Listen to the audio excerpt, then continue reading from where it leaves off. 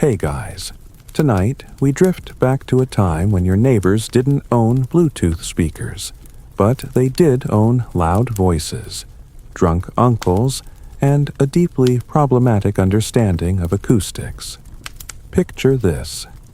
Twilight is falling over a cobbled street, the stones still warm from a sun that lingered a little too long. You're walking slowly, cautiously through a medieval town. Your feet catch on uneven flagstones. A donkey tied near a doorway grumbles. The scent of baked onions, sweat, and something vaguely barnyard wafts through the thickening air. Children shriek in the distance, chasing each other between market stalls. A jug breaks somewhere to your left, followed by hearty laughter and a woman's weary sigh. A lute strums idly from an open window.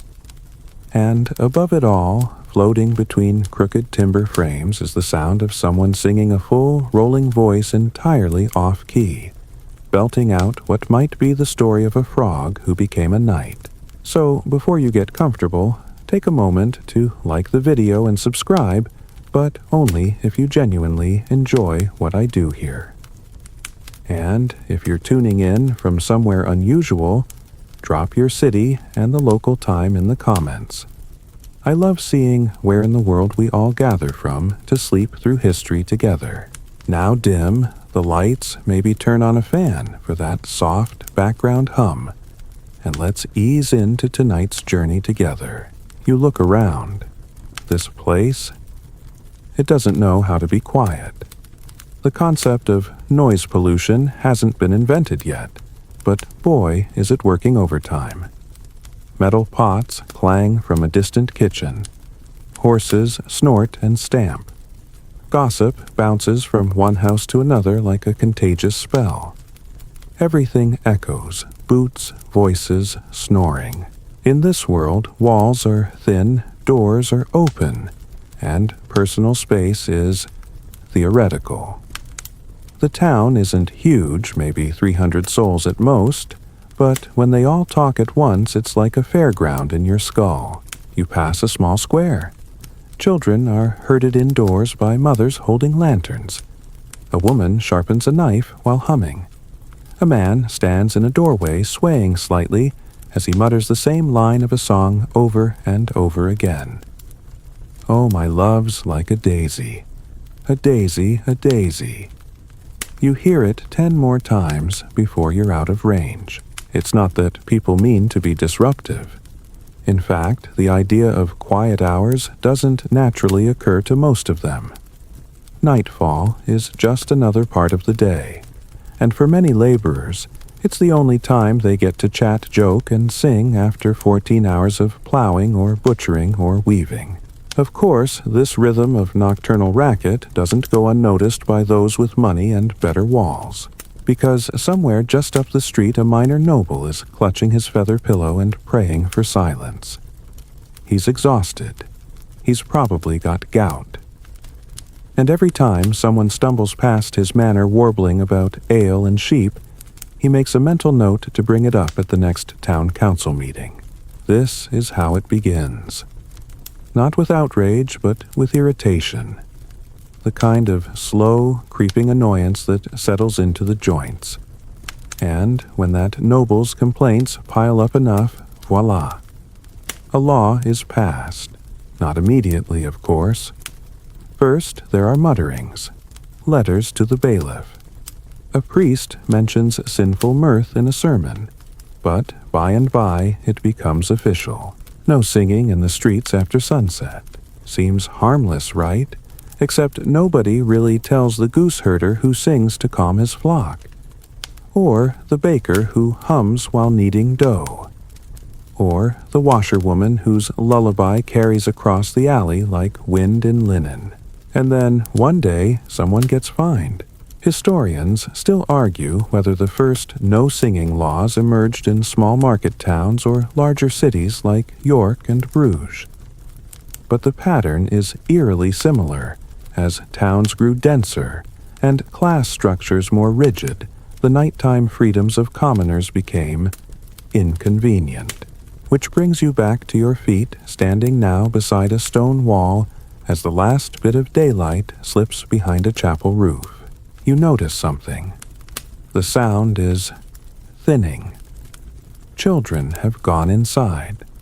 Merchants have bolted their stalls. The Frog Night ballad has finally croaked its last. You hear it in your bones. The town is shifting. Now come the candlelit hours. Soft footsteps. The creak of stairs. The rustle of hay as people settle in. You duck down a narrow lane. A cat brushes your ankle. A shutter slams above. And just as you start to enjoy the peace, someone 2 streets over belts out. John's got a donkey with 3 left feet. A window bursts open. No singing, yells a voice. And just like that, silence crashes down like a drawbridge. You don't immediately realize where you've wandered, until the cobbles shift to smoother stone, and the faint smell of lavender oil wafts from behind thick wooden gates. You're now in the quieter, more expensive part of town. The street lamps are better here still, just candles in glass but spaced more closely and tended with care. The buildings are less crooked, their beams oiled and well-maintained.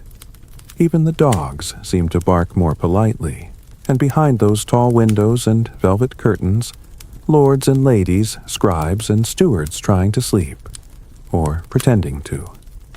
You pause near the ivy-covered archway of one manor, and listen, not silence but restrained domestic chaos. A servant sneezes. A baby fusses. Someone drops a cup and curses quietly in Latin. Then you hear it a sigh. Heavy. Frustrated. A window creaks open just slightly, and a nobleman's face peers out. Pale. Puffed from too much wine and not enough walking. He leans out a little listening, because he hears it too. A faint melody rising from below. Someone is still singing. Maybe near the baker's quarter. Maybe in the alley by the stables. And the noble in his silk nightrobe groans.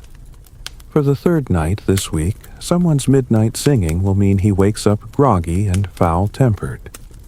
This is not just a matter of sleep, it's about control. Order. Respectability. A town that sings at midnight feels feral. You continue walking as the noble pulls the window shut. If he's important enough and cranky enough, he'll mention it in the morning. To the reeve, or the town bailiff, or the priest who will surely nod solemnly and make a note. The wheel of bureaucracy in a medieval town is slow but not idle. You arrive at a small bulletin board nailed to the side of a stone post. Notices hang there written in cramped, spidery script. Some in Latin, some in the vernacular. There's a list of missing goats. A fine notice for unauthorized bread weight. And, tucked in the corner, newly posted and still curling from the damp, by order of the council and his lordship of Fairmore. No street singing, humming, chanting, or musical murmuring shall be permitted within town bounds after the setting of the sun bell. Violators shall be fined 1 silver, or else spend 1 day in the stocks. A silver coin is no small matter. For some townsfolk, it's 2 days' wages. The stocks are worse. Public shame. Sore legs. And, if it rains, hope someone likes you enough to bring a cloak. You lean back from the board. It's not just about the noise. It's about who is making the noise. And why. The same song sung from the high window of a lute-playing noblewoman would be called evening culture. From the mouth of a tipsy miller disorderly conduct. Historians still debate the original motivations behind these ordinances. Were they genuinely about maintaining sleep schedules in tight communities? Or were they subtle tools of social control discouraging the poor from gathering from expressing dissent, or from appearing too happy with their miserable lot? You turn a corner and suddenly the soundscape shifts again. This alley's quieter, its stones darker, and the buildings more crammed. These are laborers' homes. Carpenters, coopers, washerwomen. Here, the sound of post-sunset songs is almost instinctual. You stop outside one such cottage. The shutter is cracked open just enough to let light slip through. Inside, someone is singing, but softly now. A lullaby. Maybe for a child. Maybe for herself. The melody is simple. No words.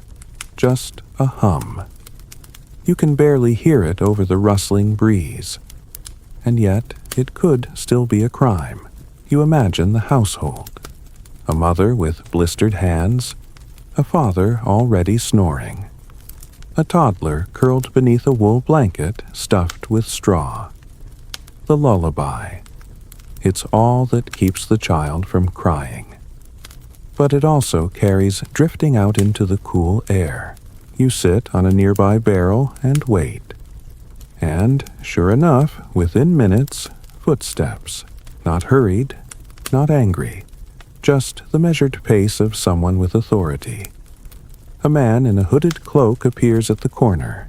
He's holding a staff not as a weapon, but as a symbol. On his belt is a small bell muted for now. He pauses in front of the cottage, listens for a moment, and then gently raps his staff against the doorframe. A pause. Then the hum stops. No shouting, no arrests. Just a quiet understanding the singing has crossed into forbidden time. This, you'll learn, is the night watchman. A figure common to many towns, especially after curfew. Some wore badges, others carried lanterns. Their job not to terrify, but to remind, to keep the peace. And, perhaps more importantly, to assure the nobles that, yes, something was being done. But not all night watchmen were so kind. In bigger towns with more ambition and more hierarchy, patrols became stricter. There were actual reports, punishments, logged coins collected. It wasn't unheard of for a song-happy apprentice to be fined into starvation after a week of unauthorized chorus. And then, of course, came the loopholes. You stand again and wander down the next street where you'll soon find out what happens when people really want to sing, and just how creative medieval townsfolk could be in dodging their own laws. But for now, you listen. The breeze moves between stones. A last shutter closes, and the town finally exhales.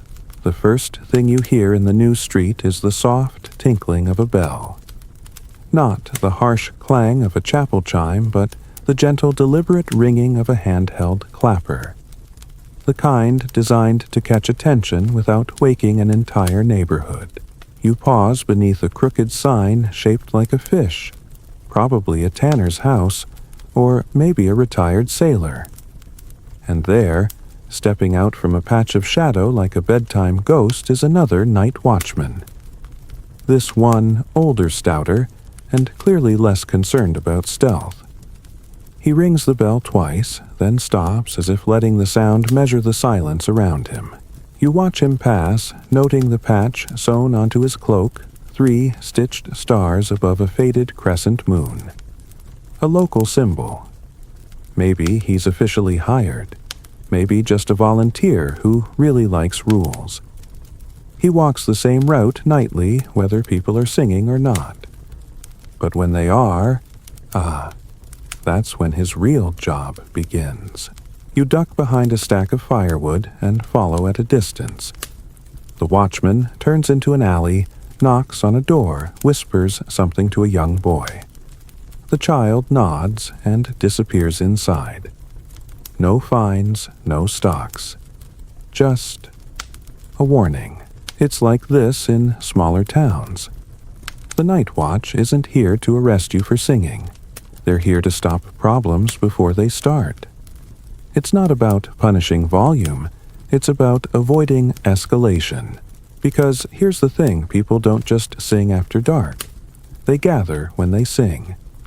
In the eyes of medieval authorities, gathering meant gossiping. Gossiping led to complaining. Complaining led to riots. And so that off-key love song won too many verses, and it might turn into a rebellion. Historians still argue whether this pattern was based on real risk or elite paranoia. But the result is clear: any group of people making noise at night drew attention. You follow the watchman toward the edge of town where the buildings give way to open fields and old stone walls. Here, the night watch changes form, less cloak and staff, more torch and cudgel. These are younger men, hired with coin and promised a few extra chickens at harvest. Their job is less symbolic. They patrol the town limits to keep things out, wolves, strangers, spirits allegedly, but also to keep the townspeople in line when they push too far. And nothing pushes the limits like the taverns. The sound hits you before the smell does, which is saying something. Ale, smoke, wet wool. The unmistakable mix of roasted onions and sweat. The tavern's doorway glows like an oven. You lean beside a window and peer in. Inside, it's a merry kind of chaos. A jug is passed. A fist pounds the table in rhythm. A man with 3 teeth sings about a fish who fell in love with a candlemaker. People laugh. You smile. Because the song's ridiculous. But also because you know what's about to happen. The door slams open, and a man stumbles out arm around a friend who's either laughing or crying. Together, they lurch into the street, still singing the chorus. Immediately, the younger night watchmen exchange glances. One starts walking toward them. Not running, just moving like someone who's had to do this before. Probably nightly. The singing continues for another verse. Then, one of the men notices the patrol and quiets nudging the other. The tune fades to a hum. Then to silence. The watchman doesn't stop. Just passes by casually muttering something like, "Keep it indoors, lads. No fine. No sermon. Not yet." Because they know, and you know, that the real danger isn't singing. It's singing outside where it can attract others. A tavern song behind thick doors. Fine. A tavern song spilling into the alley and picking up a chorus of bored apprentices. Not fine. That's how mobs start. That's how someone throws a shoe. And once the shoes start flying, it's only a matter of time before someone loses a tooth. You sit on a barrel across from the tavern. For a moment, you just listen. The sound rises again, softer now. Someone inside starts a new song, this one about a chicken who can't lay eggs on Thursdays. Someone claps once. A mug crashes. A few paces away, one of the watchmen leans against the wall. He's not watching the tavern, he's watching you. "Cold night," he says, not unkindly. You nod. "Loud one too." He smirks. "Better loud than burning." You pause. "What do you mean?" He shrugs. "Songs keep folk content. Till they don't. Then we've got ourselves a fire or a fight or both. And there it is. Not law, not tradition, but experience. These men know the town. They know how quickly celebration turns, how one more drink leads to one more song, leads to one more insult. And before long, the mayor's cart is on fire. That's why the bell matters. The knock on the door. The warning muttered in passing. It's not just about quiet. It's about balance. Let people sing, but only just enough. You thank the watchman and move on deeper into the town's sleeping side. Past silent gardens. past windows with candles flickering low, and behind one shutter you hear it just barely. A child's voice trying to repeat a tavern song in a whisper. No one scolds her. Not yet. You drift further along the cobbled curve of the street and the town breathes a little deeper. The sharp edges of laughter fade behind you, replaced by something gentler. A few windows still glow with candlelight, but even those flicker wearily, like eyes half closed in prayer or boredom. Then you hear it, a sudden burst of voices. Rowdy, high-pitched, unmistakably drunk. You follow the sound instinctively, rounding the bend, and come upon the source, a second tavern, smaller than the last, but even more animated. Its door is propped open with a barrel, and the interior radiates chaos. Inside, a table of journeymen shouts a chorus in glorious disharmony. Their mugs slam down in rhythm. A woman behind the counter pretends to scold them, but grins between glances. In the corner, a man with a battered fiddle plucks out a melody he probably made up on the spot. These are not nobles. These are cobblers. Coopers, smiths' sons. Girls from the dye-house people who work hard. Bathe rarely, and treasure nights like these. You step inside. No one stops you.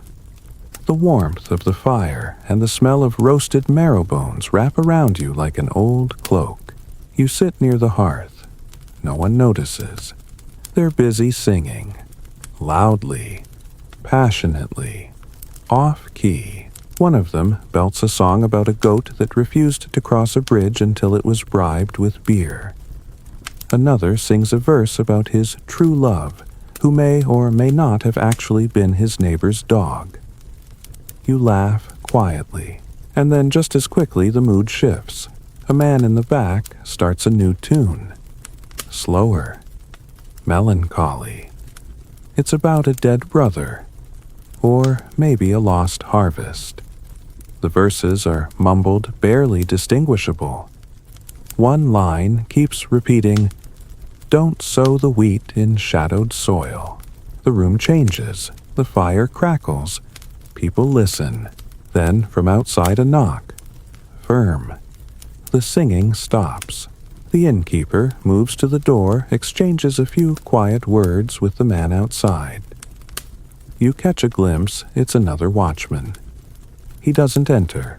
He doesn't fine anyone. Just gives a look that says, "I know.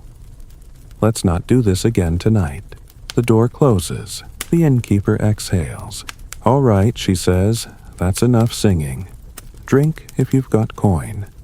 Otherwise, home." The room stirs. Some grumble. Some nod. The mood dissolves into rustling cloaks and shifting stools. You stay seated, watching it all. You've just witnessed the unwritten code of the after-hours tavern. See, medieval taverns weren't just for ale. They were social pressure valves. They were where people laughed off their broken boots and sang about how unfair taxes were without quite naming the lord who imposed them. Historians still argue whether taverns acted more as sedatives or incubators for rebellion. But most agree they were emotional theaters, places where you could perform your misery or your joy and then go home before anything dangerous happened. And singing was the heartbeat of it all. But that heartbeat had to slow before the night got too deep.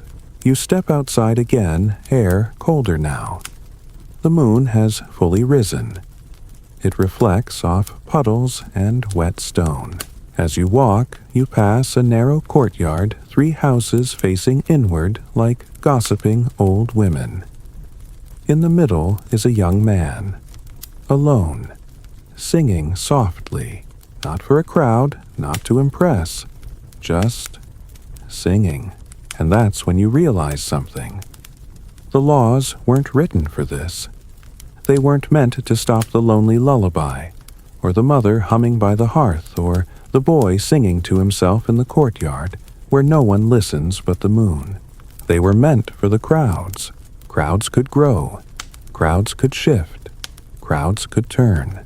You step out of the courtyard and into another alley where crates are stacked like crude furniture, and cats rule the rooftops. There you meet a boy no older than 10, balancing a small bucket of slop and singing a tune under his breath. You catch the words something about a knight who forgot his sword but remembered his socks. He sees you watching and stops, embarrassed. You smile. Nice song. He grins, sheepish. My da says not to sing after dark. Says the bellman'll get me. You nod. He might. The boy shrugs. Still worth it. And off he goes whistling the same tune. There's something timeless in that moment. A boy, a song, a darkened alley, and the knowledge that breaking a rule sometimes feels more human than following one. You walk on. The taverns have quieted. The watchmen have made their rounds. Even the cats have curled into the eaves. But the songs, they linger. They always do. By now, the town is folding itself into sleep. The air is still, the moon hangs fat and pale over chimneys, and the last drunken staggerers have either found their doors or curled up next to someone else's goat. You step softly past a cloistered stone wall and pause, ears drawn to something stranger. Faint chanting. Not raucous, not merry. Steady, rhythmic. Echoing through slits in the thick stone like smoke slipping from a broken chimney. You're outside a monastery. The building rises out of the street like a hulking beast, plain, functional, and solidly unimpressed by your presence. Behind its walls, the Brothers of the Order live by a schedule most people wouldn't survive a week.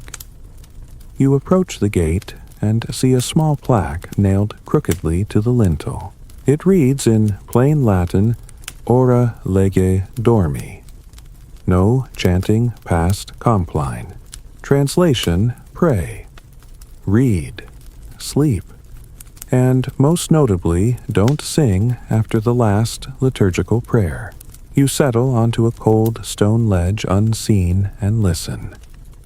The chanting continues but softer now, fading like breath on glass. A door thumps closed from within. A bolt slides, and silence rolls over the monastery like a thick wool blanket.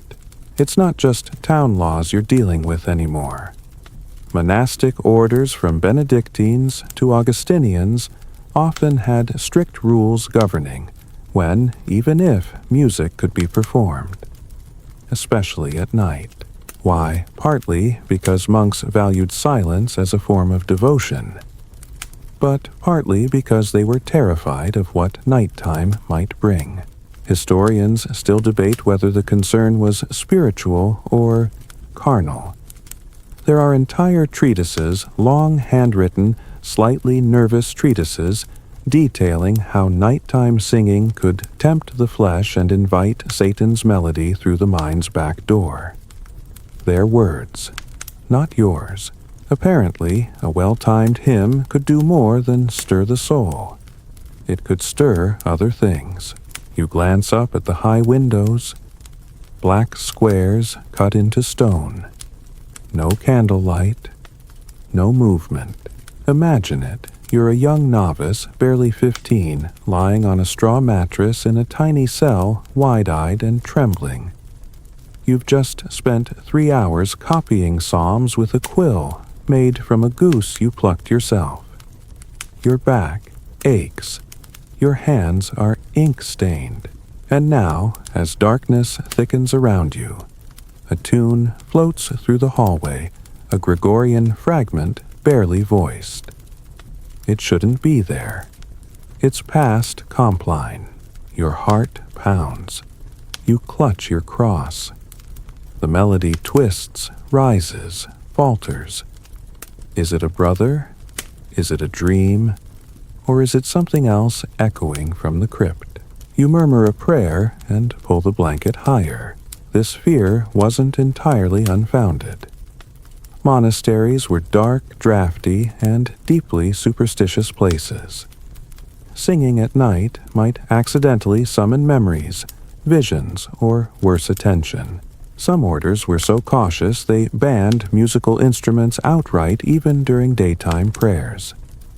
And yet the paradox remains, monks were also some of the most prolific composers of sacred music in the entire medieval world. It's like banning sugar in a bakery. The key distinction, of course, was context. Singing as a group during Matins holy. Singing alone while walking to the latrine after dusk suspicious. You stand brushing moss from your sleeve and skirt the outer wall of the monastery. In the back courtyard, visible through iron bars, is a small herb garden. Lavender, sage, something pungent, and probably medicinal. You spot a flicker of candlelight near a side door. It opens and a monk steps out. Hooded, hunched, barefoot. He carries a small book and mutters to himself. Not quite a song. Not quite a prayer. You freeze, watching him disappear behind a low hedge. Even here, cloaked in piety and discipline, the urge to make sound after dark is human. Maybe even unavoidable. You move on back toward the heart of town. As you go, you start to notice how the architecture itself seems to trap sound. Narrow alleys, low ceilings, stone walls. A simple phrase spoken outside could carry for blocks. That's why the laws mattered. Not because people shouldn't sing, but because even a whisper could feel like a shout in this tightly woven soundscape. You pass under an arched bridge where the wind makes a strange low note, like someone humming into the stone. You try it yourself, just once. A quiet note. It echoes. The air vibrates.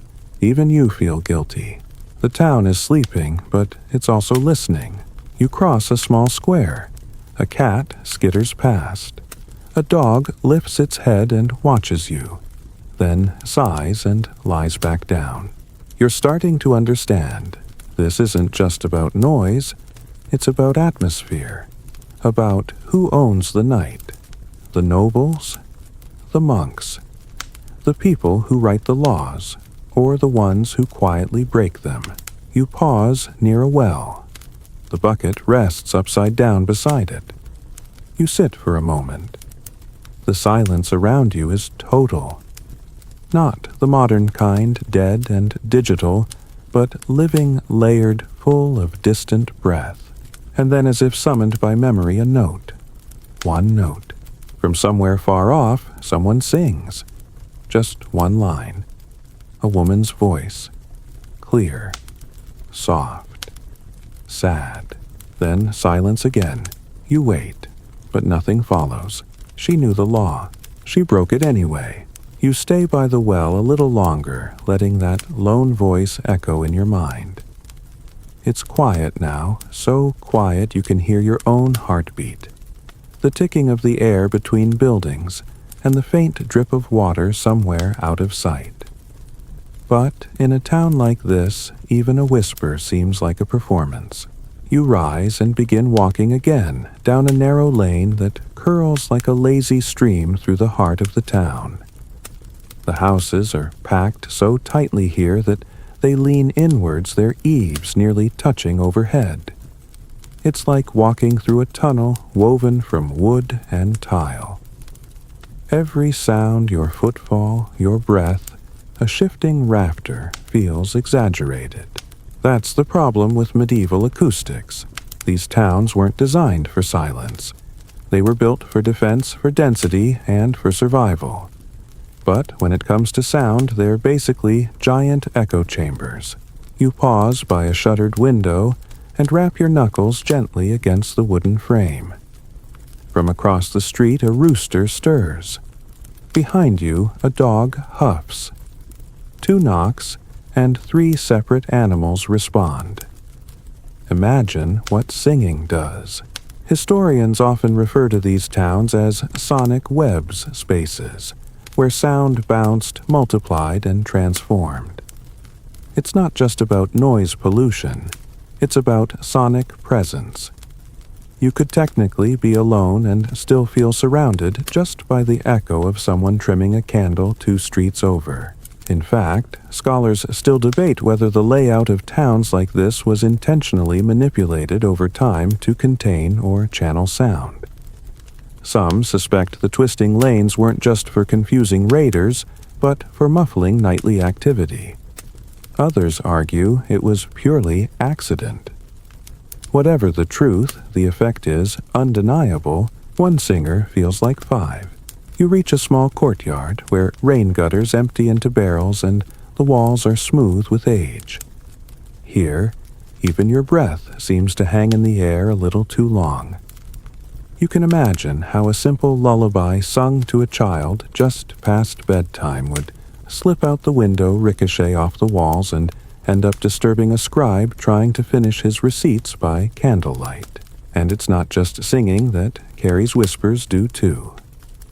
You recall a tale you heard earlier in the tavern about a merchant who allegedly caught his wife's affair not through discovery, but because a neighbor overheard their humming.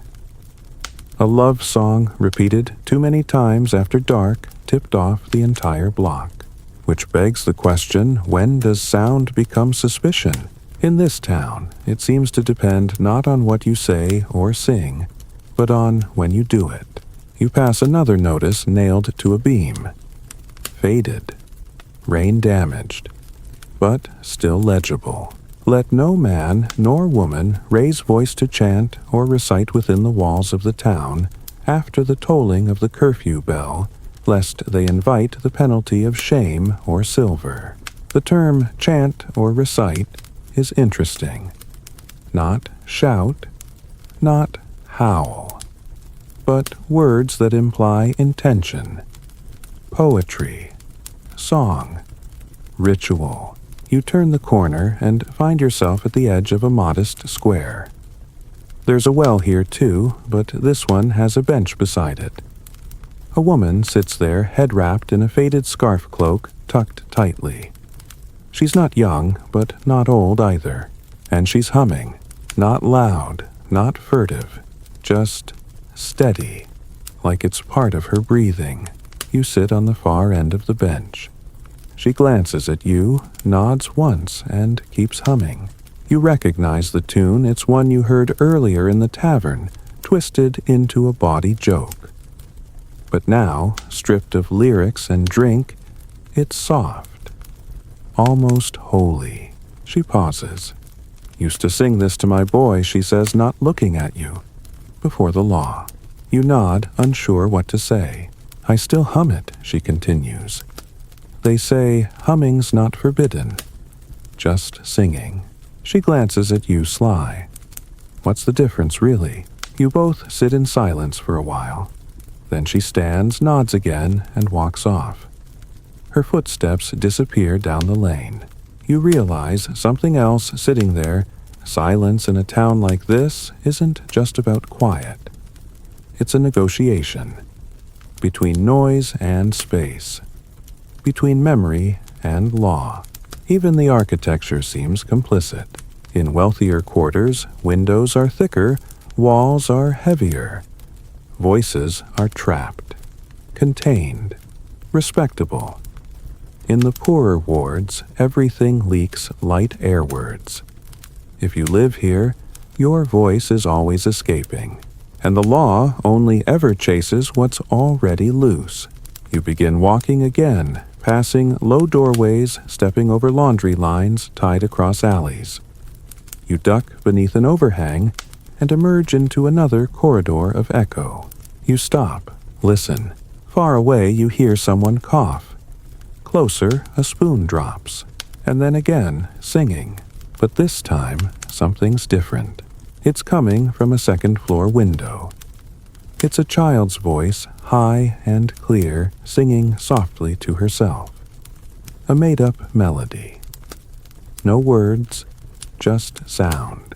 And below that window, someone stands. You can't quite see them, just a shape.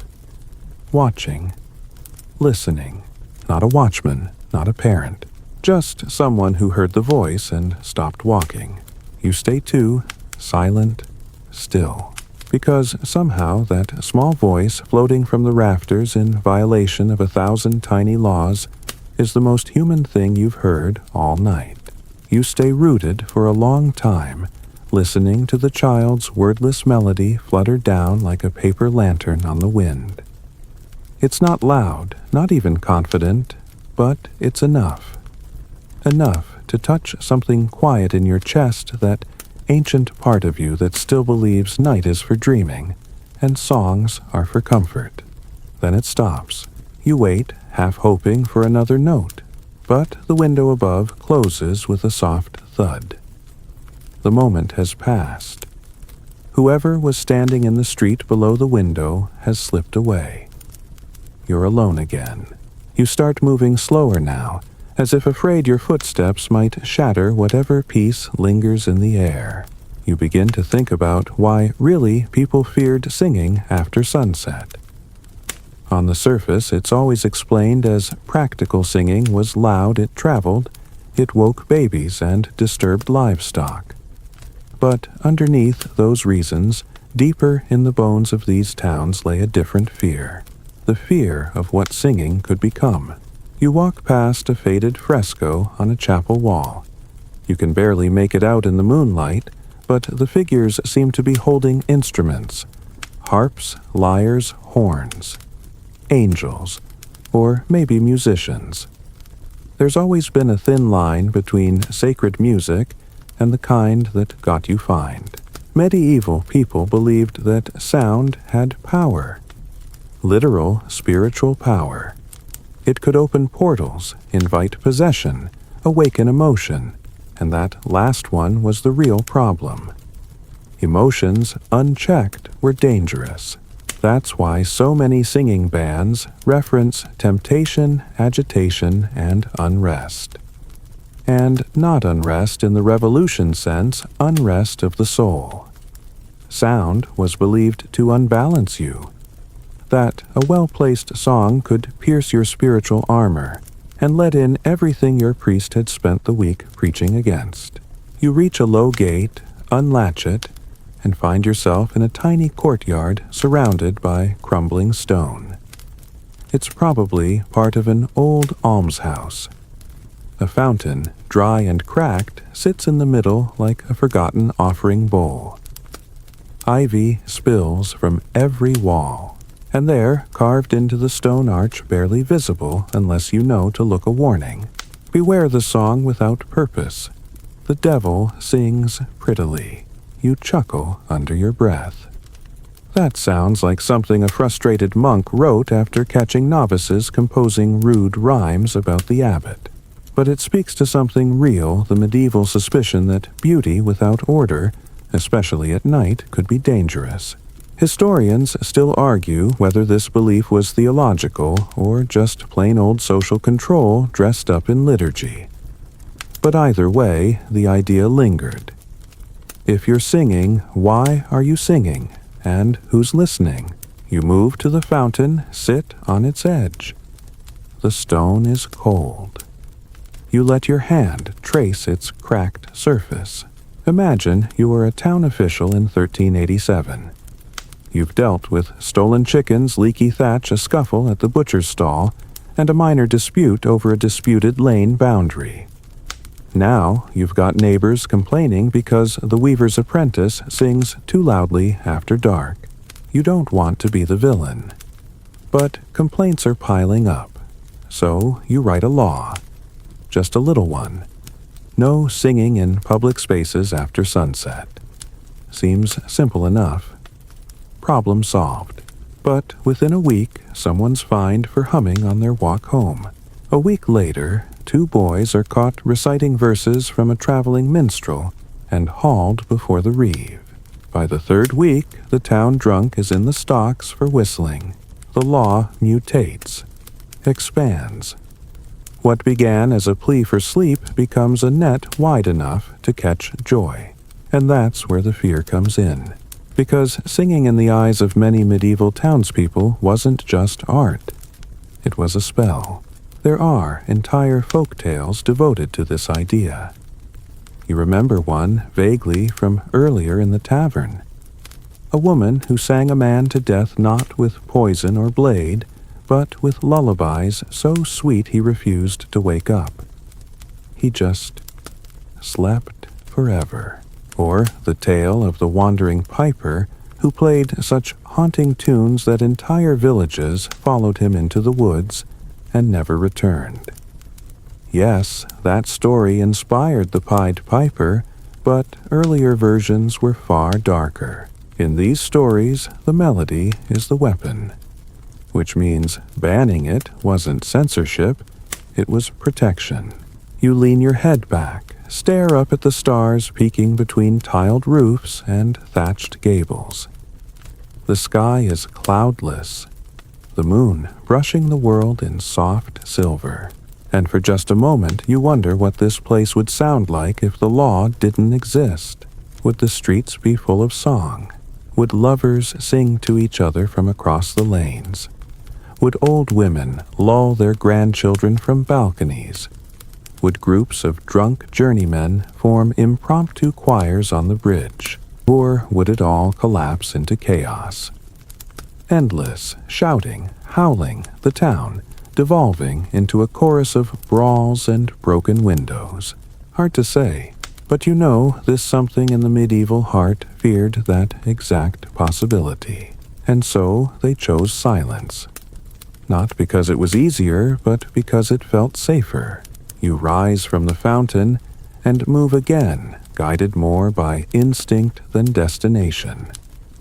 Every alley you pass seems like it should hold a singer. Every shadowed stoop like it wants to echo. But the songs for now have gone to sleep. You cross through another narrow passage low enough that you duck your head beneath a sagging beam. The wood groans slightly above you as if it too is tired of holding up centuries of architecture and memory. When you emerge, you're in a quieter part of town, quieter still even by tonight's steadily softening standards. This is where the laws matter most. The houses here are simpler, more fragile. Plaster clings to stone. Shutters are patched with cloth. The roofs bow under their own weight. You can smell old tallow cabbage damp wool. These are the homes of laborers, spinners, field hands people who go unnoticed unless they sing too loudly after dusk. And you're about to learn what happens when they do. You pause at a crooked sign hanging from a bent nail above a wooden door, ale and ashes. It's less a tavern, more of a borrowed kitchen with a bench and a jug. But inside, there's a crowd, and it's not silent. A single male voice carries rich, aged, unhurried. It's telling a story more than singing. A local ballad, maybe. The words roll like warm stones down a hill. She sang to the mill wheel, and the mill sang back.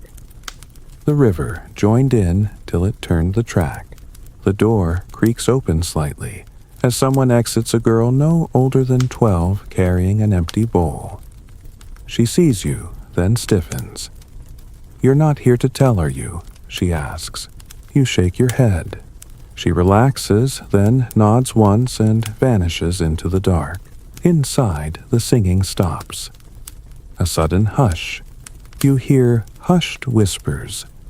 "Watchman, fine, shh," then a woman's voice. It's all right. They've gone, and the singing resumes. You don't go in. You don't need to. You've already seen this scene in every corner of this town. The law says one thing. The people do another, but carefully. Because here's the truth of it. The singing didn't stop when the laws came. It just moved.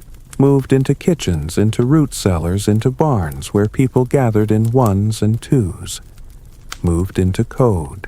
One of the most curious responses to anti-singing laws was the creation of silent songs. Not quite humming, not quite speaking, just rhythmic breath. Mouths moved, shapes formed, but no melody was voiced. Historians still debate whether this was a practical compromise or a subtle rebellion. But some chroniclers describe entire households breathing together through songs their grandparents taught them. Lips moving, eyes closed, but no sound escaping. You try it now. A melody from earlier. Just shape the words, let your tongue remember the rhythm. Let your breath pace the phrases. It feels eerie, but beautiful. This wasn't the only workaround. Some towns invented festival exceptions, specific nights where all singing bands were lifted, but only for approved songs in approved places. It created a strange tension. On Tuesday, a tune could land you in the stocks. On Wednesday, that same tune was encouraged, so long as you wore the right colors and danced in the right square. You walk through another alley, this one narrower than your shoulders. The walls on either side rise like cliffs, just enough space for rats and secrets to pass between. Then it opens onto a courtyard, with a wooden stage bare now, but clearly used. It's covered in hay scraps of ribbons and the smell of sweat and cider. A man in a patched cloak sits nearby tuning a lute. He doesn't acknowledge you, just mutters, "Missed it by 2 days. Laws back in place." You don't reply. He keeps tuning even though he won't play tonight. You think of how it must feel to be paid in apples and applause, and then told that your art is unwelcome after a certain hour, not because of what it is, but because of when it's heard. There were punishments too. Fines, yes. But worse was the stocks. You pass a small square where they're still set up. Empty now, but you can picture it easily. A man locked by ankles, chickens pecking nearby, children snickering. And the sign, "Disturbed Night Peace with Song." You've heard of other punishments, more theatrical ones. In one French town, repeat offenders were made to wear a wooden collar carved with musical notes and paraded through the streets at dawn. In another, people caught singing during Lent had their tongues symbolically silenced with a spoonful of ashes. Medieval justice was imaginative and always performative, because the law wasn't just about stopping noise, it was about making examples. And yet the very need for examples proves the law failed. They kept singing, quietly, carefully, sometimes mockingly. But they sang. You stop by a boarded-up chapel. The stone is cracked. A vine climbs the bell tower. The door has been nailed shut for decades. But once this place rang with chants, devotions, vespers. You press your hand to the wood and imagine the voices that once filled the space. And then, faintly, you hear it again, singing behind you. You turn slowly. A woman walks down the lane carrying a basket. Her voice is soft. The melody, gentle, almost indistinct. She passes you, nods, keeps singing, and you realize she's testing it. Testing the boundary. Just a few notes. Just loud enough to feel alive. To feel unafraid. You smile, because the law may silence the voice, but not the impulse. The woman's voice trails behind you like a ribbon on the wind curling through the alley long after her footsteps fade. You walk on your ears, tuned now, not for volume, but for courage. Because that's what these songs are becoming, quiet acts of defiance wrapped in melody. And soon you find yourself climbing a slope toward the richer part of town. The paving stones are cleaner here, less slippery, and the houses more symmetrical. The shutters are painted. The eaves don't sag. You pass a carved plaque beside a front door that reads, "Virtue, Order, Godliness." It sounds like someone tried to build a personality out of rules. The homes grow larger, then grander. You reach a small square fronting the manor. It isn't a castle, not quite, but it's definitely someone's favorite place to feel important. And behind its thick walls, you hear something strange music. Yes, music. Not folk song or tavern chant, but something more refined. Controlled, polished, a harp perhaps, or a lute. You peer through a small iron grate in the garden wall. Inside, a man in silk reclines on a bench, wine in hand, nodding gently to the performance of a young minstrel seated just a few feet away. 2 guards linger nearby, but they seem more bored than vigilant. The nobleman chuckles softly. "A little quieter, my boy. I don't want the housekeeper thinking I've become sentimental." The minstrel smiles and plays on light fingers on strings, breathy voice barely audible beyond the hedge.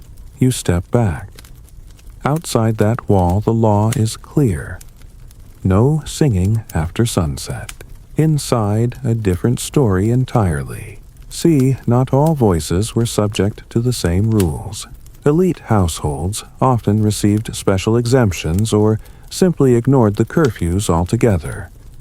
So long as the noise didn't spill into the street or attract the attention of rival nobles, they could enjoy whatever serenades they pleased.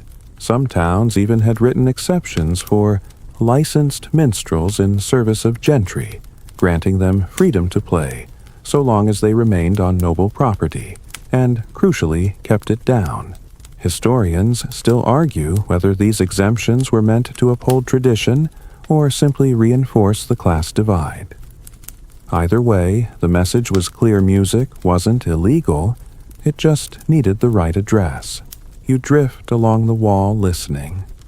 The song inside has changed. It's lighter now, flirty even. Something about a doe that hides in a garden. You can't catch all the words. And you remember an odd truth about minstrels. They weren't just musicians.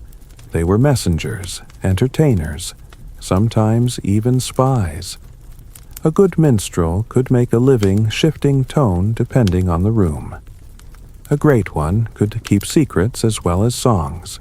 You imagine this minstrel young and clever, knowing full well that what he's doing would get a peasant boy fined 3 days' wages. But here, in the rose garden of a silk-draped patron, his performance earns wine and coin. You move on, following the garden wall to where it ends, and the town begins again. Back among the people who can't afford exemptions.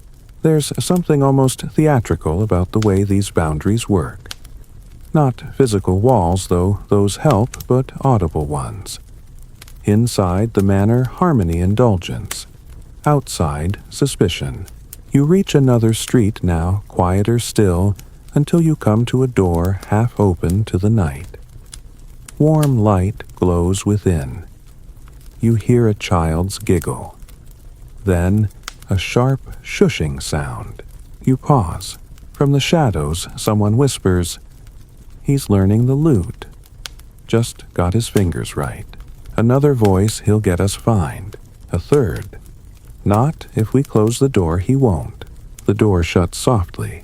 You smile. The difference is stark, isn't it? Inside the manor, music is a luxury.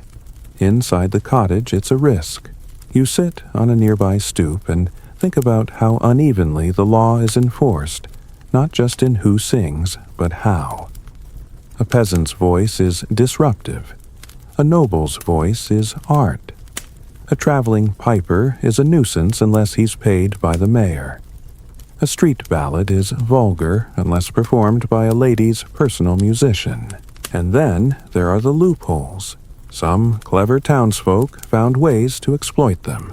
You've heard of noble families renting out their gardens for music rehearsals, charging silver to poor musicians for the right to play within the boundary of noble land, then quietly ushering them out before dawn. Others hired traveling performers as servants, laundry boys, or kitchen maids who just happened to be quite good at flute or song.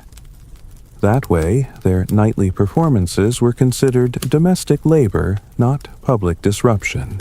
There's even one recorded case historians still debate whether it's apocryphal of a noblewoman who trained her parrot to whistle popular tunes after sunset, then claimed it was merely an unusually gifted bird. Whether truth or legend, the message stays the same. If you had the means, the law was flexible. If you didn't, your voice had a curfew. You rise from the stoop and wander toward the main road again. The cobbles are slick, now kissed by dew. A candle flickers in a lantern hung above the chapel door, just enough light for the illiterate to see their footing. And through it all, your ears strain again for melody, because even in silence, the memory of the song remains. That's what tonight has taught you. The law can hush a throat, but it can't mute the longing that lives in the chest, not even when it tries. You've wandered back toward the edge of town now, where houses thin and the road widens. The stone underfoot gives way to packed earth, and the scent of smoke fades into that of hay moss and the faint sweetness of distant fields. You're almost out of town, almost free from the tangle of watchful laws and whispering windows, and then you hear it, a sharp whistle. Just 2 notes. Clear. Unmistakable. It cuts through the night like a thrown pebble across still water. You freeze instinctively. Somewhere nearby, someone else does too, because that sound, that's forbidden, not just frowned upon, not just discouraged. Banned. You follow the sound, cautiously, ears pricked. A low wall lines the road, overgrown with ivy and half collapsed in places. Just beyond it, a small cluster of homes huddles near the trees. You duck behind a bush. Wait. There again. A whistle. Same 2 notes. A pause. Then a third, answering it. Call and response. A code. You push closer and find them 2 boys no older than 14, crouched behind a cart. They're grinning, breath misting in the moonlight. One raises 2 fingers in a mock salute, then whistles again. The other stifles a laugh. Careful, one whispers. Old Galwith, find my brother for less. You step back and lean against a post-heart stilling. This isn't an accident. You've heard of this place, Knockridge. A tiny hamlet, technically under the jurisdiction of the larger town, but famous for one thing: it outlawed whistling after dusk. Completely. No exceptions. No, as long as it's quiet. No exemptions for nobles, children, or birds. Historians still puzzle over why. Some say it started with a dispute, an argument between neighbors where a whistle was mistaken for mockery, and things got out of hand. Others believe it was a superstition that whistling at night summoned spirits, or invited bad luck, or lured the devil himself into town. One chronicler notes with suspicious specificity that in the year of our Lord 1319, a stable boy whistled thrice after curfew, and was found days later in a trance speaking in backwards verse. No one takes that too seriously, but it didn't stop the town from putting up signs. No whistle past sundown, the air remembers. And the law held. For decades, you wander into the heart of the hamlet, smaller even than you expected. No more than 20 homes a well, and a single stone cross that's more moss than sculpture. The silence here is not gentle, it's dense. It's the kind of silence that feels watched. Even your footsteps sound suspicious. You catch yourself walking toe first, soft as you can. Because in Knockridge, everyone knows what a whistle might mean. It could be a signal, a warning, a taunt, or a temptation. And even now, centuries later, the echo of that fear clings to the woodwork and the door frames. You stop outside a boarded-up cottage where someone's scratched a rhyme into the beam. If you whistle while you walk, you'll find no friend nor friendly talk. A bit grim, but effective. You begin to see how the idea of sound as suspicion took hold here. It wasn't about the note itself, it was about intent. Because when language fails, when power structures loom, sound becomes subtext. And subtext is dangerous. You remember the boys from earlier, still daring each other to break the law because doing so makes them feel alive. Their whistles are acts of mischief, but also of reclamation. They don't believe in devils or curses. They just want to remind the night that it can't completely swallow them. You step farther down the lane now, passing a small sign nailed to a post. All voices fade, but whistles linger. You stifle a laugh. Even the signage here sounds poetic and vaguely menacing. But it's not just Knockridge. There were other towns like this. Quiet laws with loud intentions. One outlawed clapping after evening prayers. Another required singers to register with the parish if they wished to practice melody on Sundays.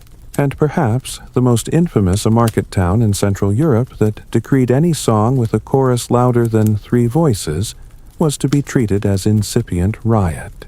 Historians still argue whether that law was ever enforced.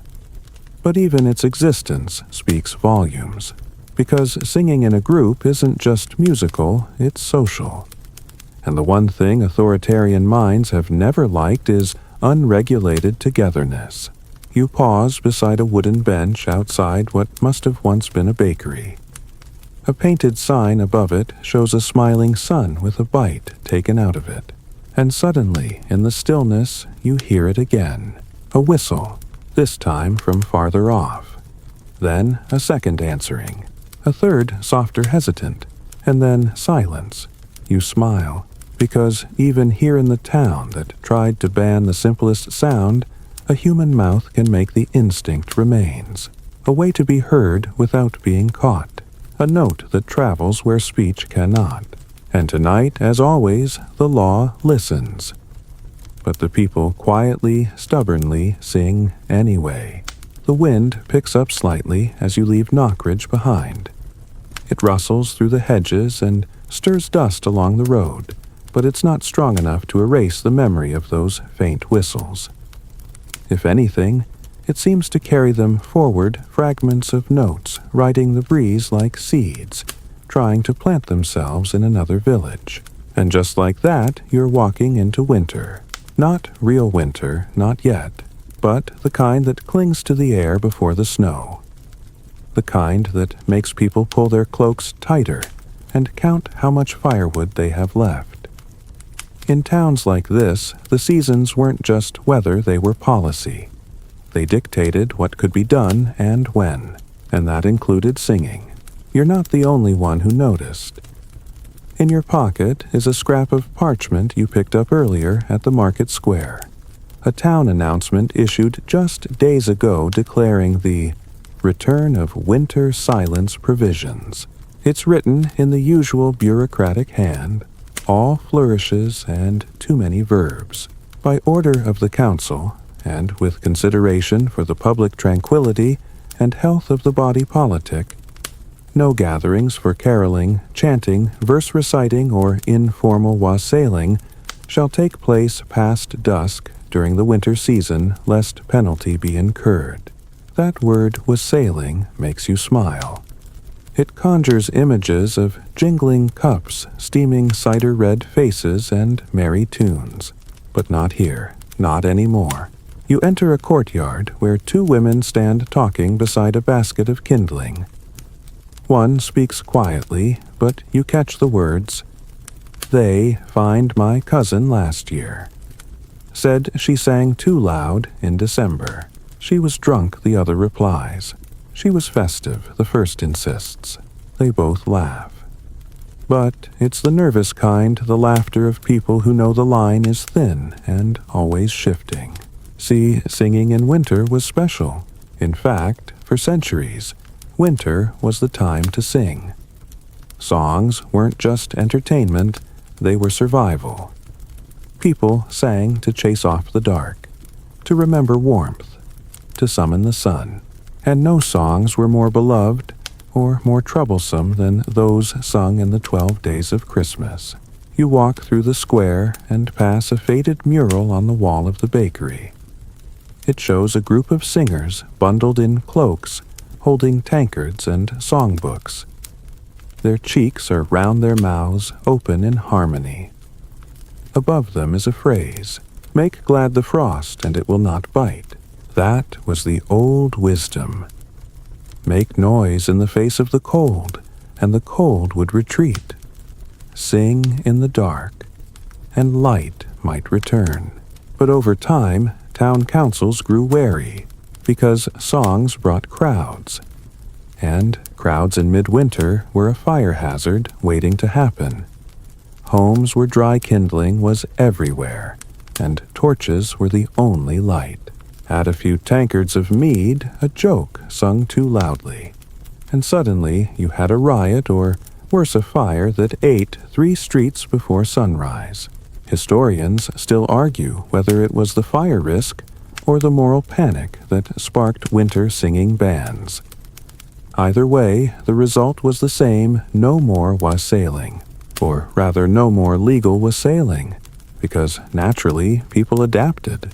They formed secret groups, midnight choirs, some were called. These weren't trained musicians, just townsfolk who loved the tradition too much to let it go. They'd choose a night slip into streets in 2s and 3s, and softly sing under favored windows, only 3 or 4 verses per house. Then move on.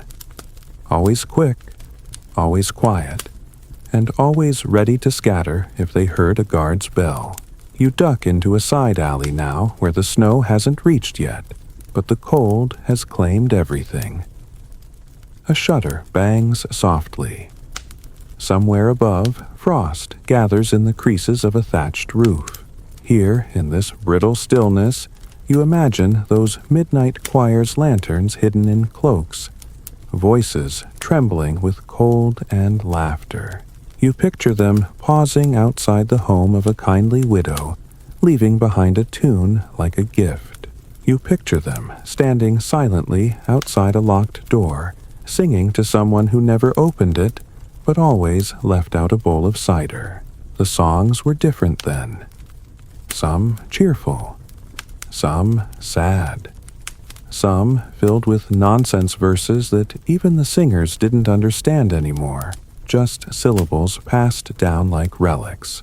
You stop at a garden gate and look in. It's empty. A string of dried apples hangs across a fence. You recognize it, not decoration. A sign that someone here welcomes a song. You remember hearing this in the tavern earlier, how families would hang signs in secret, a pine cone on the door, a bit of holly on the gate, a shape chalked onto the stones, an invitation, a quiet yes, and the singers, they watched for it. They'd never knock, they'd never linger. They'd sing once and leave. You look up, and in a window above a child's face appears cheek pressed to the glass. She looks down at you, blinks once, then vanishes. You wonder, did she expect a song? You hum a single line. Quiet. Wordless. Just enough for the air to carry. A few seconds later, the curtain flutters. She heard it, and no one was fined. Yet, you leave the garden behind your breath, trailing like smoke in the deepening cold. The frost thickens along the edges of window panes and clings to the cobbles like powdered sugar. Somewhere, a dog barks once half-heartedly, then goes silent again, deciding the cold isn't worth the effort. Your path turns, and suddenly the buildings lean in tighter. Stone replaces wood. Privacy becomes a luxury, and voices, should they rise, bounce wildly from wall to wall. And it's here of all places that you catch it, a serenade, not loud, not public, but unmistakable in its rhythm, its shape. A man's voice pitched low, weaving notes through the cracks in a high garden wall. You press yourself against a doorway, listening. The words are muffled, but the tone is unmistakable tender. Hopeful. Risky. Because this kind of song, the love song, was particularly cursed by the curfew laws. Not because it was louder, not because it disrupted trade, but because it came with intent. In the stillness of a medieval night, to sing beneath someone's window was to say everything you couldn't risk putting in ink. It was a confession, a question, sometimes even a warning. And if you were the listener, you had to decide open the shutter or pretend you heard nothing at all. You wait. The song continues. A few seconds pass, then a creak. A window above you nudges open no more than a hand's width. No words are exchanged. The singer stops. Silence again. You move away quietly, letting the moment remain theirs. These weren't just songs. They were coded language-delicate systems built on tone timing and plausible deniability. Historians still debate how widespread courtly serenading was among commoners. It's often portrayed as a noble's sport, a knight beneath a tower, a minstrel wooing a lady with gold-threaded sleeves. But evidence suggests otherwise.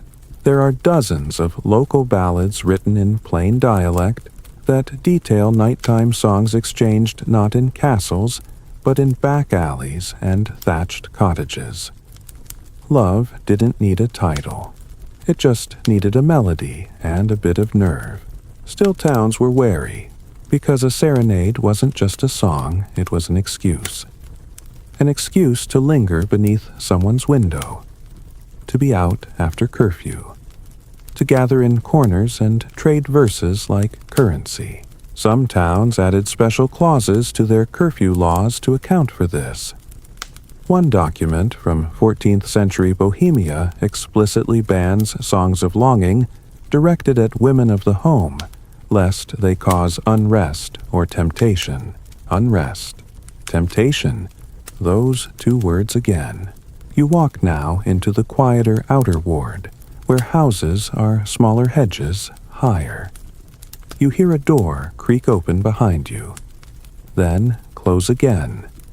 No footsteps, no song, but that sound, it said everything. People found ways around the law. Of course they did. Some wrote lyrics on slates and handed them off silently.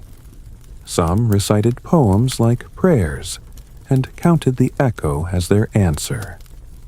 And some those who couldn't risk even a word hummed.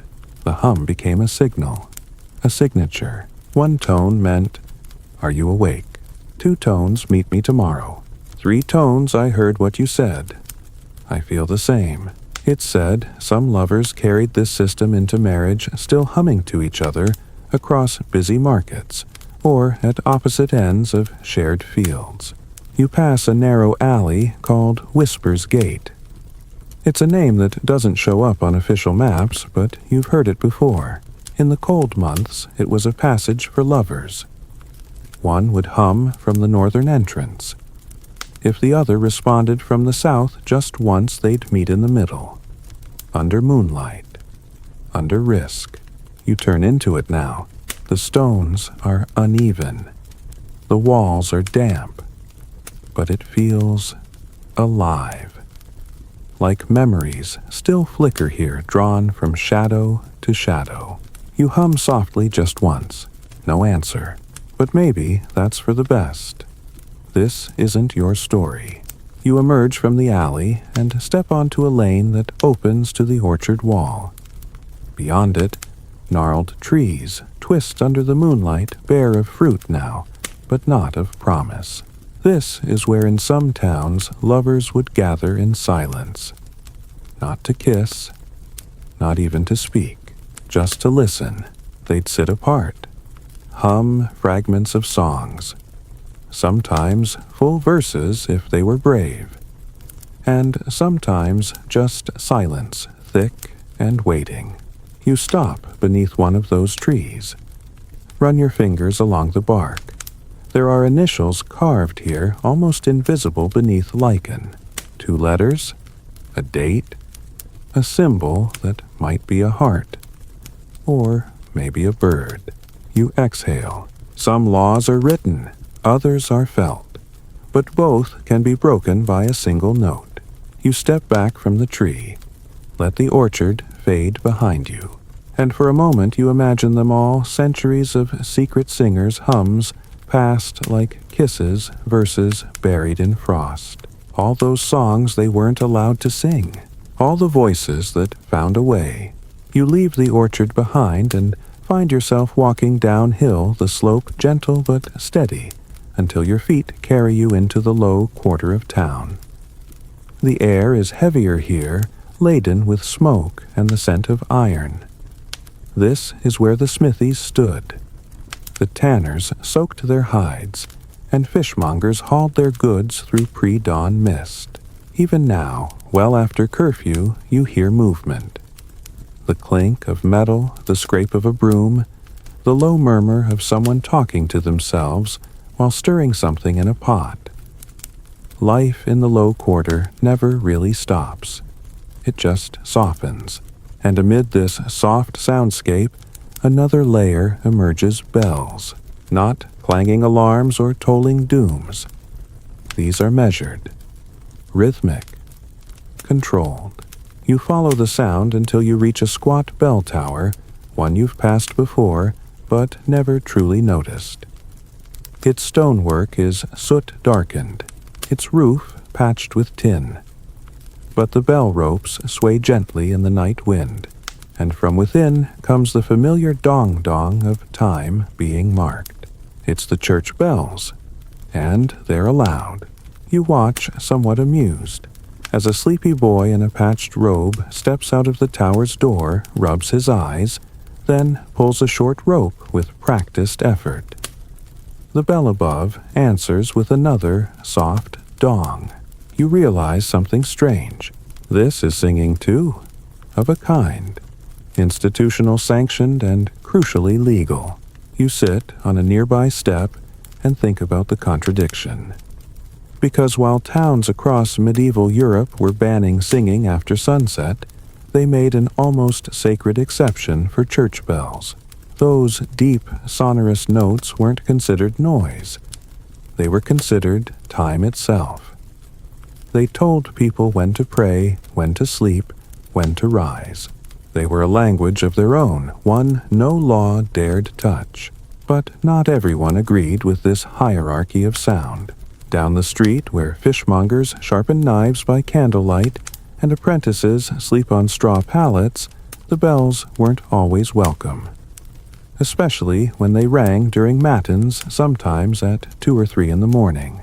That's when folk songs crept in parodies of the bells themselves. Rhymes mocking the timing, the pitch, the purpose. One preserved verse scribbled on the back of a butcher's ledger goes, "The bells sing for saints I'll never meet, but wake me up to freeze my feet." It's crude, but honest, and yet no one was ever fined for ringing a bell. Sing a hymn on your porch trouble. Ring a bell for Vespers praise. Historians still debate whether this inconsistency was intentional or simply a blind spot, whether church bells were genuinely beloved, or simply too old and too holy to question. But what's clear is this: the sound of a bell had power. Not just over time, but over people. In fact, in some towns, disputes arose over which bells were allowed to ring. Guilds, wealthy families, and even rival churches argued for and against the right to broadcast their tolls into the night.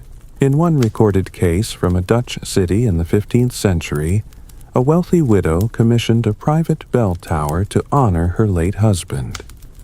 Its chimes rang sweet and clear every evening, playing a hymn he'd loved in life.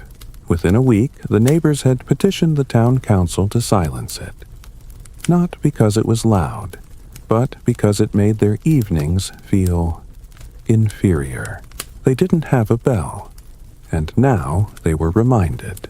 So yes, even bells could become political. You rise from the step as the young bell ringer finishes his shift. He slips back inside, yawning. The door closes with a muffled thump. The town exhales. You move down the street again, following the echo of that last bell. It rolls like thunder, made sleepy. And then it's gone. But its place has already been taken. From a window ahead, a soft voice rises, not a song, but a chant. Repetitive, muted, holy. Someone's praying. You glance up and see a woman in her shift head, bowed lips, moving with the rhythm of ancient words. Her voice barely leaves the glass, but the shape of it is familiar. She isn't singing, but she isn't not singing either. It's the in-between, the safe zone, where melody is flattened into ritual, where emotion is wrapped in scripture. You watch her finish, make the sign of the cross, and close the shutter. And then you realize you've reached the crossroads, the very center of the town. Here, 4 streets meet.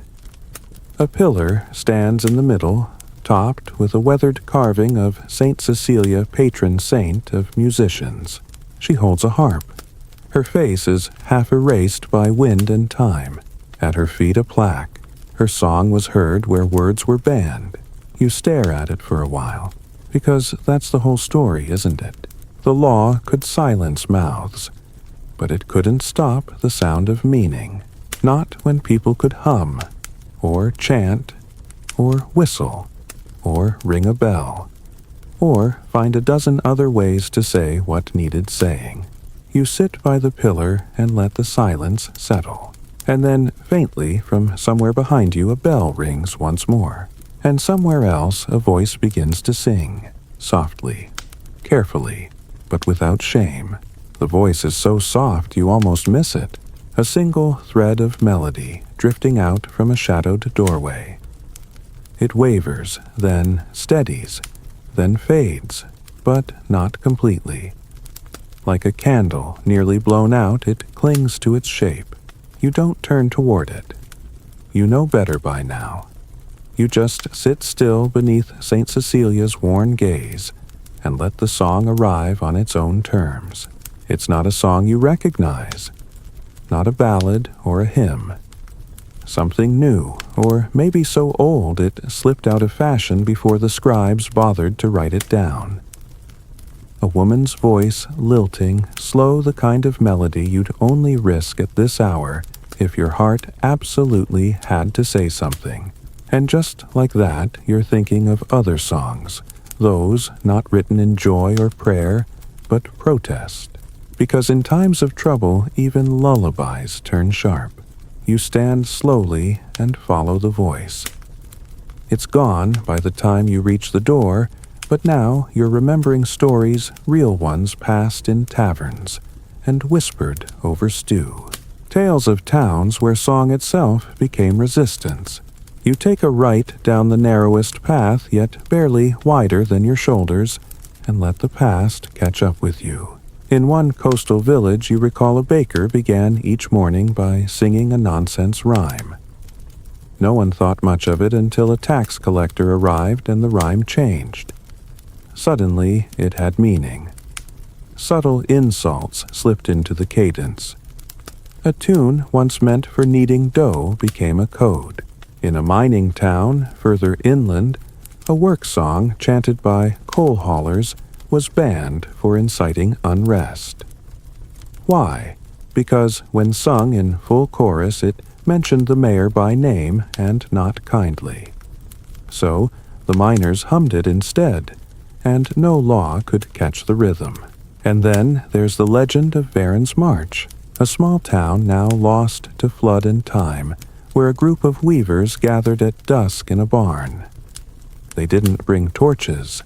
They didn't bring weapons. Just thread needles and one old fiddle. They sang. They sang stories of bad grain, of broken promises of sons taken for war. Their songs had no refrains, no melody that stuck, but they repeated night after night. Quietly, with closed eyes and covered mouths. When the Lord rode in with his guards, they found no crowd, no speeches, no banners, just silence. But the damage was done. Everyone had heard. Everyone knew. Historians still argue whether Varen's march ever happened. There's no document. Just fragments of verse collected 100 years later, remembered by someone who claimed her grandmother hummed them in her sleep. You stop in your tracks. A bell rings again, this one quick, urgent, not part of the usual rhythm. You press yourself into a doorway and listen. Footsteps. Several. Armor clinks. Words, low harsh, meant to intimidate. You catch a few phrases. Was it you singing? No, I swear it. She was just humming to her baby. We heard a song, not a hum. You think we don't know the difference. You hold your breath. Another voice, this one younger. Let it go. It's cold. No one's listening. There's a pause. Then boots move again. Down the street. Away. You wait another minute before stepping out. Ahead, a mother stands in a doorway cradling a bundled child. She sees you, says nothing, closes the door. You remember something else now, a particular phrase in a 13th century legal charter. It allowed church-sponsored public songs of gratitude, but only when sung without tone of complaint. That was the dividing line. You could sing about saints, about fields, about geese and goblets, but sing about loss, hunger, wages unpaid. That made your voice dangerous. So the people learned to twist their lyrics, to wrap complaints in metaphors. Instead of saying the Lord took our grain, they'd sing about a greedy fox who raided the field and never got caught. Instead of crying, we're starving, they'd sing about a ship of fish that never arrived, a ghost feast, a missing harvest, and if questioned, oh, it's just a fisherman's tale, sir. You walk now along a low wall outside a garden filled with frozen herbs. A small statue of a lamb stares blankly from a niche. You stop there and listen again. Silence, then two voices, very low, in harmony, a child and an elder. You can't hear the words, but it doesn't matter. It's a duet, a quiet one, and something about it feels like a protest, even if it's not. Just the act of two voices choosing to rise together when they're told not to, it's enough. You pass them without turning, because you know how rare these moments are, and how easily broken. But as you continue down the path, something inside you has shifted. A weight lifted not because the laws are gone, but because now you know how often they're ignored, or bent, or outlasted. The quiet rebellion of melody in the dark, one voice, then another, and then another, until somewhere down the centuries someone forgets the law was ever there to begin with. You leave the narrow street behind and follow the gentle curve of the road toward the old northern gate. It no longer functions as a checkpoint, just a stone arch now crooked with age and ivy.